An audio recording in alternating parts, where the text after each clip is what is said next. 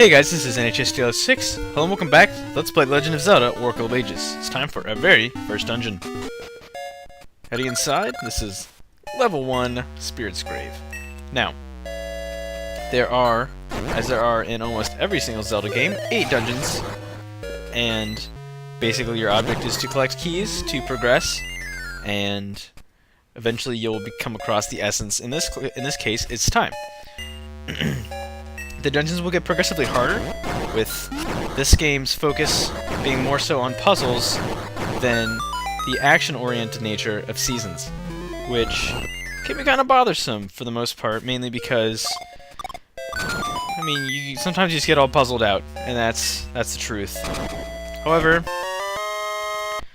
I still enjoy this game immensely regardless, and I feel like the dungeons in this game have a little bit more charm to them. I feel like the emphasis on the puzzles in the dungeons makes them a little bit more unique and more emphatic in that nature. They're more significant in that way, I guess you could say. That's just my opinion. Let's see if we can check out the... Okay. As you can see, this is Spirit's Grave. I'm not really sure what that's supposed to be. Usually, once you get the map, you can see an outline of the dungeon, and for the most part there's something that it represents. I'm not really sure what this is supposed to be. But this is the Spirit's Grave. This is not the last dungeon that we'll be in that involves spirits or the dead, I guess you could say. I need to be careful though, because I am not doing so well with not dying. Now this is going to be a full-fledged run-through. I'm going to be collecting everything.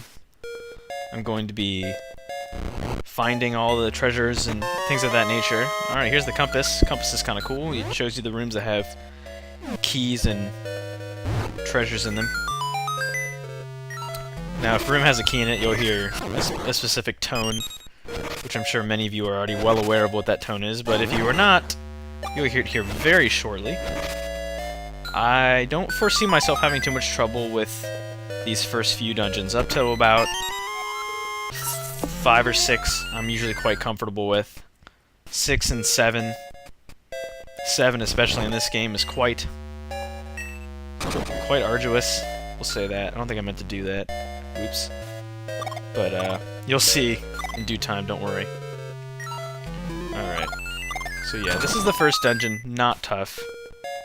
Not really concerned about this one so much. But I am kind of dawdling a bit, so I should cut that out.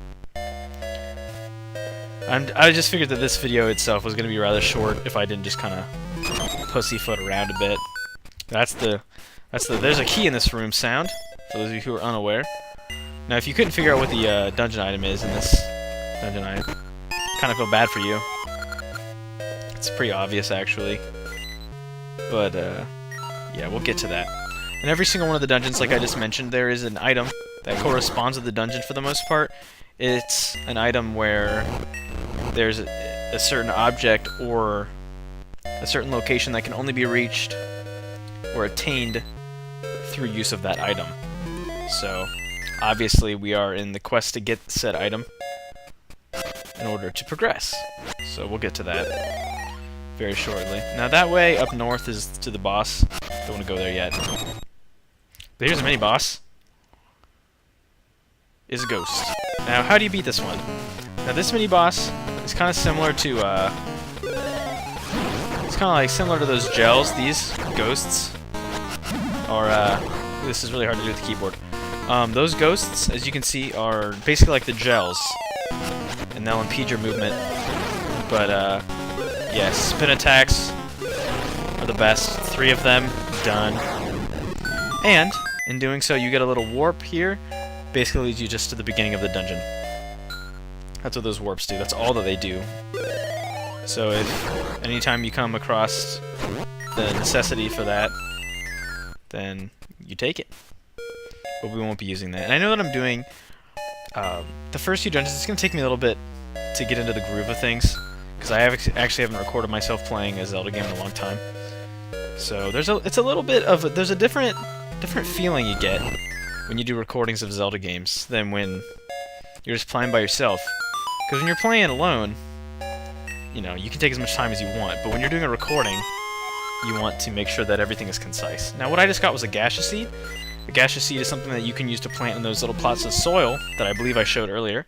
And in doing so, eventually they'll grow over time, and depending upon where you plant it, the rarer the location, and the more enemies that you fight in planting it, the better the item you'll get. So, that's pretty neat on Mosquito. Now, pushing the stones away, stone pushing puzzles will get gradually more difficult. This game's quite fond of them.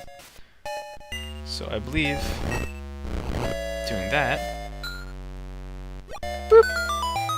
And there you go. And I bet you'll never guess what this is. Small key! Now where did we see a small key door? That's right, in the room right after the mini-boss. So let's go ahead and head back there. I'm going to try to do as little editing as possible.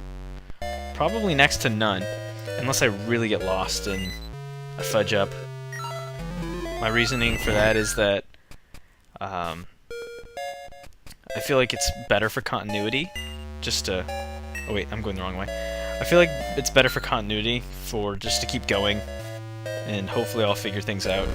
So I don't want to have any jump cuts. That's my goal here. Not to mention that, I mean, I can keep talking as long as I want, and I don't really feel like I ever run out of commentary for the most part, so I should be okay. Unless you guys think that I'm dry, but I'm not British. So continue on. And I'm also going to try to focus more on the game in this Let's Play than I have in my other Let's Plays. I like to tell stories in my other ones, but I'm going to try to keep this game more on topic. I'm going to try. Notice I said try, so you can hold me to that, but I don't know how well I'll do. Now, there's been a lot of pots in this dungeon, which, for those of you who know what the pots represent, this should be a no-brainer. But for those newer to the series and unaware of these, you gotta do something about them. So there's actually, this is shaped like a dick. But anyway, so we got two little, it's a torch, a brazier, or not a brazier, a brazier. Oh shoot, that's, I just made a dick and a boob joke. I'm silly. But anyway, yeah, that's about the extent of my potty mouth. Now this is kind of a throwback to the original Zelda on how you would get items. It's kind of cool. But anyway, this is the power bracelet. You can use it to lift heavy objects. Obviously, it just said so. So, that's what we're going to do. Use it to lift heavy objects. This is actually the item that you would have gotten from Dungeon 2 in Link's Awakening. But it's kind of nice that they give it to you early. However, like in other Zeldas, this isn't the greatest item, because it usually just winds up being worthless. But we've been getting a lot of rings, and those rings are what can be appraised by that jeweler in town. But we'll get to that later when I've collected enough of them. All right, there's a key in here sound. I bet there's a key in here. All right, and I believe, yep, that's everything. So we're gonna go ahead and backtrack. I'm not going to cut this out either. I know that I probably could, but who cares? It's the first dungeon. Maybe when the dungeons get longer, I'll consider doing that just for time's sake. Because I don't foresee this video taking any longer than 15 minutes. And I know for a fact that the other dungeons later on in the game can take in upwards of a half an hour. So I'll probably wind up cutting out extraneous bits based on how well I do. I mean, if I accomplish the dungeons well enough, then maybe I won't need to, but I'm not that great at these games, so... Alright, and that's I think it's a wall master. If those things touch you, you go back to the beginning of the dungeon, so keep that in mind. And boss number 1. Now here's how you do this one. My recommendation is that you spin attack, and then you hit it, you pick up the little ghost in its head, and you throw it at it. I mean, come on, look how slow this thing's moving. It's so easy. Oh, there we go. And it's two hits. Come on. 2 hits. Now this, my friends, is a heart container. Heart containers are basically the equivalent of getting 4 pieces of heart. You get an automatic heart addition. And that's that. So here we go, our very first essence, the Eternal Spirit. This is our first essence of time. And would you look at that? That was a piece of cake. Boom boom. Shakalaka. And weird... I don't even know what those are. Leaves, maybe? Fall from the sky? That's weird. Those look like leaves to me. So the Maku tree, after every essence you get, will give you a little bit of a hint. But guys, that's all the time we have for today. I'm going to continue to make sure that the videos go overworld exploration followed by dungeons. So this is your dungeon video. And the next video that you see is overworld exploration up into the next dungeon. So guys, thanks for watching. I've been HSDL6, and I'll see you next time. Bye-bye.